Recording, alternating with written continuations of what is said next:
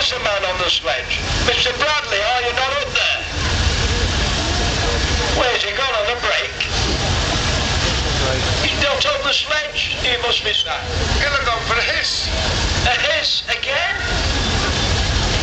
He's only got a small hisser. In a bit of a hisser, says they.